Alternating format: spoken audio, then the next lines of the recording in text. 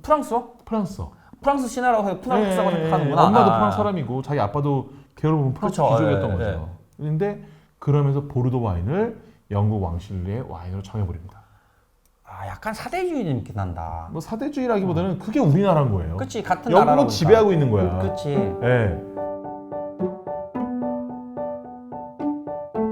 아침, 점심, 저녁 온종일 술만 생각하는 국내 최고 주류 전문가 명욱 교수와 술이라면 사족을 못 쓰는 애주 기자, 이 기자가 함께하는 명욱 교수의 술자리 인문학 지금 바로 시작하겠습니다. 자, 백년 전쟁에 대해서 다뤄보려고 하는데 우선 그 보르도가 영국 땅이라고 하셨잖아요. 네, 지난 시간에 네. 얘기했죠. 이게 영국이 그렇게 힘이 셌어요? 그래서 프랑스 땅까지 점령할 정도로? 뭐 힘이 그래도 프랑스랑 싸울 정도니까. 그러니까. 세긴 셌다는 부분이 있죠. 예. 일단은 뭐 영국이 뭐 19세기에는 정말 최고였잖아요. 대영 제국. 그렇죠. 이때는 그 전 아니에요? 이때 한참 전이죠. 그러니까. 한참 전이죠. 어떻게 거기 섬나라가 대륙에 있는 땅을 네. 먹었는지가 궁금해서. 일단은요. 응. 쳐들어가서 그 점령한 건 아니고요. 영국의 왕과 그 지역에 있는 아키텐 공국이라고 있었어요. 공국. 그게 보르도를 중심으로 한 그 지역이었는데 그 지역의 영주인 엘레노어라는 인물이 영국의 왕 헨리 2세에게 시집을 갑니다. 네. 1152년 네. 시집감으로써 그 지역이 영국으로 넘어가. 영국 땅이에요. 아니 그럼 그거를 왜 그때 프랑크 왕국이죠? 프랑크 왕국은 그걸 왜 보고 있어? 나 같으면 뺏어가겠다. 그걸 왜 그게 가능하냐면 이게 중앙 집권화가 되어 있지 않은 봉건 시대잖아요. 충성만 맹세하면 되는 거야. 그러면서 이렇게 공국에 있는 공작 이런 사람들은 그러니까 쉽게 얘기해서 프랑스의 신한 거죠. 그렇죠. 프랑스의 신하. 이긴 하지만 충성을 맹세했지만 독립성은 또 보장돼요. 예. 그러다 보니까 이렇게 해서 프랑스의 거의 반쪽이 솔직히 반쪽이 영국과 거의 한나라가 됩니다. 와, 지금 코베였네 그냥. 그렇죠. 근데 특징은 뭐냐? 특징은 뭐냐? 이 사람들도 영국에 있는 왕인 이 사람들도 자신이 어느 나라 사람이라 생각했을 거예요. 영국 왕이면 영국 사람이라고 생각하지 않을까? 자신은 프랑스 귀족이라 생각했어요. 그래서 뭔 거야? 당시에 영국 왕실의 공식 언어는 프랑스였습니다. 프랑스였어요. 그러니까 왜 이런 일이 일어났냐 말씀드릴게요. 자, 노르망디 공국이라고 들어보셨어요? 들어봤어요. 이게 저 북쪽에 있는 바이킹족이 그 프랑스로 쳐들어가지고 계속 괴롭히니까 얘네 땅 줄 테니까 이제 좀 괴롭히지 마. 거기서 살아라. 네, 그 노르망디 공국이었잖아요. 이게 10세기, 그러니까 900년대에 설립이 되는데 그러면서 이쪽에서 세력을 키워가요. 키워가니까 프랑스 왕에게는 자기가 충성을 맹세했잖아요. 그러니까 프랑스 왕은 자기 못 쳐들어가고 쳐들어갈 데가 없을까 보다가 1066년도에 뭐 이렇게 그 친척 간에 연결된 뭐 약속을 지켰다 안 지켰다 뭐 여러 가지 명분을 삼아서 영국을 침공을 합니다. 옆으로 간 거네. 침공합니다. 그래서 영국을 먹어버려요. 노르망디 공국이. 그러니까 프랑스의 신하 국가가 영국을 먹어버린 거예요. 그 프랑스 신하네. 그러니까 그렇죠. 신하 국가지. 그렇지. 그러면 영국과 노르망디 공국이라는 데가 어쨌든 하나가 되잖아요. 그렇죠. 그 밑에의 뭐 나라들과 이런 혈연을 맺어요. 계속 결혼을 통해서. 그러니까 그러다가 아키텐이라는 지역까지 그 보르도를 중심으로 아키텐 지역까지 헨리 2세란 왕하고 결혼을 하면서 나중에 결혼 왕이 됩니다. 물론. 그렇게 해서 영역을 넓혀가고 이렇게 해서 프랑스 반쪽하고 잉글랜드를 가지고 있었던 그 당시의 영국 상을 가지고 앙주 제국이라고 부릅니다. 들어봤어요. 네, 제국이라고 부른 거예요. 제국이라고. 네, 그러니까 프랑스의 신하 국가가 영국을 차지해서 프랑스보다 더 큰 땅을 차지했던 시기인 거예요. 그러니까 프랑스보다 결국엔 신하 국가가 더 커진 거잖아요. 그렇죠. 신하가 더 커진 거지. 그게 영국인 거예요. 그래서 프랑스 사람들이 자기네 동네에서 뭐 영어하는 거 싫어한다 막 얘기하는 게 있잖아요. 그게 그거야. 이게 이렇게 무시했던 거예요. 그러니까 실은 전 그 유럽의 왕실의 공식 언어는 프랑스였다고 얘기할 정도로 그치, 귀족 문화. 어마어마했던 거예요. 그럼 아까 그 얘기하는 것 중에 그 보르도가 와인으로 유명하잖아요. 그러면 이게 넘어갔다고 해서 와인으로 유명할 리는 없을 거 아니에요. 근데 어쨌든 당시에도 영국도 당연히 기독교 국가였잖아요. 그렇죠. 그렇죠. 그럼 와인을 많이 써야 돼. 그리고 많이 마셔야 돼. 그래서 당시에 이 프랑스 아키텐 공국의 귀족이었던 엘레노어르란 여성이 영국의 왕 헨리 2세와 결혼을 하는데 그 밑에서 태어난 아들들이 2명입니다. 2명. 하나는 사자왕 리처드라고 리처드. 그게 바로 이 사람이에요. 예, 이 사람 또 한 명이 그 우리 세계 시간에 배웠잖아요. 민주주의 역사에서 대헌장 마그나 카르타. 예, 그 이제 귀족들의 이제 권한을 함부로 침해하지 않는다, 함부로 결정하지 않는다. 그러니까 의회 역사의 시작을 알렸던 그때 사인했던 인물이 존 왕이라는 인물인데. 존 왕이야? 예, 실지왕이라고 불러요, 이 사람이.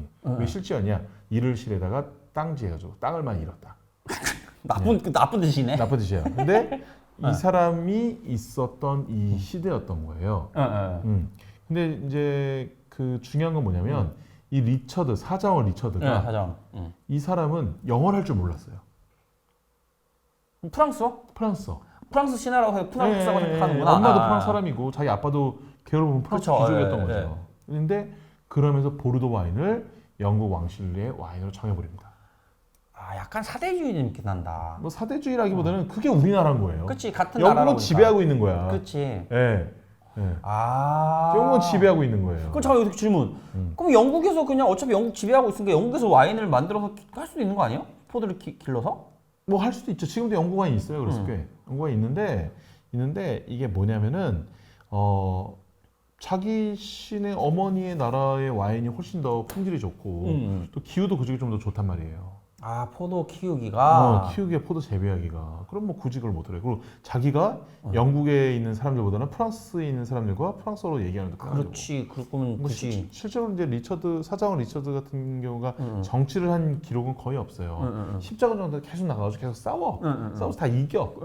이기고 거기서 전사를 하게 되긴 하는데. 그러니까 존왕하고 사자왕 리처드가 있었던 시대가 바로 로빈 후드가 활동했다. 영화 로빈후드이시던. 맞아요. 영화 2번 나왔죠. 그쵸?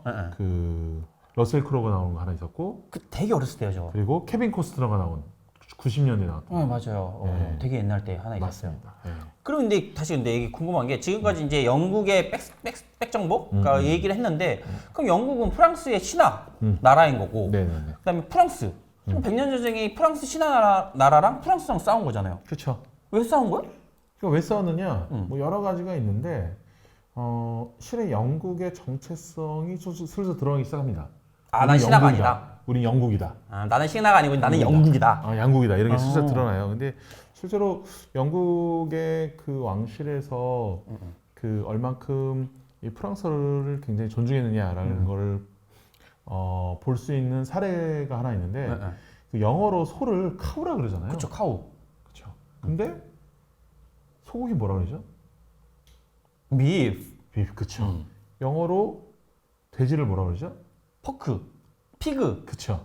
돼지고기를 뭐라 그러죠? 포크인가? 그렇죠, 포크죠. 이게 불어로 소고기는 베프고, 그리고 돼지고기는 포크예요. 물론 발음이 제가 뭐 정확히 잘 아는 건 아니지만 이런 류가 돼요. 그러니까, 그러니까 소고기나 돼지고기를 서민들이 먹을 일이 없으니까, 귀족들이 늘 쓰던 단어가 그냥 정착이 돼버린 거예요. 그렇죠. 어떻게 보면 그냥 카우 밑, 그냥 피그 밑 이렇게 하는 게 맞는 건데. 맞아요. 서민들은 이렇게 썼겠지. 근데 아예 다른 명사가 된 게 프랑스 영향이다. 그렇죠. 근데 그런 와중에서 계속 워낙 프랑스 사람들이 들어오고 뭐 하고 하다 보니까 영국에 대한 정체성. 그래서 이 백년 전쟁 직전에는 아예 영국의 왕실의 언어를 이제 프랑스어가 아닌 영어로 하자. 그래서 바뀝니다. 자존감이 좀 생기는 거구나. 자존감이 생겨요. 그러니까 민족에 대한 게 생기는 거예요. 그 전에 우리 모두가 프랑스 귀족. 그러니까 그렇죠. 어떻게 보면 프랑스 귀족과 프랑스 왕족이 싸운 전쟁이 100년 전쟁인데 이 시점부터 뭔가 조짐이 보이기 시작한 거지. 그런데 좀 아까 사자왕 리처드와 그 대헌장을 사인한 그 존왕이라는 자체의 엄마가 프랑스 사람이라고 말씀드렸잖아요. 그렇죠. 자, 그런데 또 비슷한 게 일어나게 됩니다. 당시 이제 프랑스의 공주였던 이사벨 이사벨이라는 인물이 영국으로 시집을 갑니다. 네. 네, 영국으로 시집을 가요. 그러면서 이때가 1308년이에요. 그러니까 그 전에 그 아키텐 공국의 그 영주였던 엘레노어라는 인물이 영국의 왕과 결혼했을 때 1152년이고 150년 후쯤에 그 정도네요. 프랑스의 이제 공주가 시집을 간단 말이에요. 누구랑 결혼하냐? 에드워드 2세라는 인물과 결혼합니다. 영국 왕실의 왕자나 뭐 이런 왕자죠. 당시에는 왕자였죠. 예, 왕자였죠. 그리고 나중에 이 사람이 아기를 낳는데 그게 에드워드 3세예요. 남편이 2세니까 아들은 그렇죠. 3세. 3세죠. 근데 이 인물 같은 경우 엄마가 프랑스 사람이죠. 그렇죠. 외할아버지가 프랑스 왕이었단 말이에요. 그러겠죠. 그러니까 자기가 프랑스의 왕위를 주장할 수 있는 명분이 생긴 거예요. 그러면 프랑스 왕실에는 적자가 없었죠. 쭉 끝났어요. 그래서 사촌으로 넘어옵니다. 아, 맥이 끊겼구나. 왕의 동생의 아들이 돼요. 네. 근데 어차피 외가 쪽으로 봤었을 때는 직계고. 그렇죠. 네. 그 남자 쪽으로 봤었을 때는 이제 프랑스 왕 아마 필립 6세일 겁니다. 6세가 됐는데 자기가 더 높다는 거지. 그러니까 그 핑계로 전쟁을 일으키는데 그때의 프랑스의 입장, 영국의 입장에서도 보르도를 사수하겠다는 게 있었어요. 왜냐하면 저 아까 그 조낭이 실지왕이라 불렸다 그랬잖아요. 그렇죠. 땅을 많이 잃었다. 그렇죠. 왜 땅을 많이 잃었냐? 이때 이 사람들 제일 많이 잃은 거예요. 프랑스한테. 다 뺏겨서 나중에 보르도 하나만 남은 거예요. 아, 이때 영국 왕이 뺏긴 게 그 프랑스한테 뺏긴 거구나. 프랑스한테 뺏긴 거예요. 보르도 하나만 남았던 거예요. 보르도 하나만 거의 하나만큼 계속 300년을 간 거지. 이게 중요하니까 와인 산지고 돈 되는 땅이니까. 맞아요. 예. 잠깐만, 그러면은 어떻게 보면 처음에는 영국 왕실은 그냥 어떻게 보면 그 보르도에 있는 지역 그게 아키텐 땅에 있는 공국에 있는 여왕이랑 결혼했다가 한 150년 뒤에는 조금 더 올라가서 영국이 조금 더 위상이 올라가서 프랑스 왕실과 결혼을 한 거잖아요. 그렇죠. 근데 재밌는 게 그 엘레노라는 아키텐 공국의 그 공작이죠. 그 엘레노라는 인물이 되게 재밌는 게 그 전에 누구랑 이혼을 하고 영국 왕한테 시집을 가요. 재혼인 거야? 재혼인 거예요. 근데 그 인물이 프랑스 왕이었어요. 결국에는 프랑스 왕의 적자가 없어지니까 영국에서는 그럼 나도 계승권 있다. 그렇죠. 라고 한 거고 당연히 프랑스 원래 왕가 쪽에서는 뭔 소리냐. 신하 나라니까. 그렇게 해서 서로 마음이 틀어져서 전쟁이 일어났다. 그렇죠. 그러니까 왕위를 주장할 수 있었고 또 그거 말고도 그 예전에 그 프랑스 북부 지금 벨기에 지금 플랑드르 지방이라고 있어요. 거기가 그 원래 영국에서는 양모를 수출해서 거기서 직모를 가지고 가공을 했던 거였는데 이게 프랑스와 그쪽이 사이가 틀어지면서 그쪽이 이제 영국에게 엄청난 힘을 실어줬죠. 우리가 지원하겠습니다. 네, 지원하겠습니다. 이러니까 이제 영국이 약간 힘이 붙은 거예요. 아싸, 이번 기회에 나를 무시하는 약간 프랑스 왕을 눌러주겠다. 이런 게 있었던 거죠. 그렇죠. 프랑스 쪽에서는 네가 감히 신하주지. 그렇죠. 원래 계열로 따지면 신하니까. 그렇지.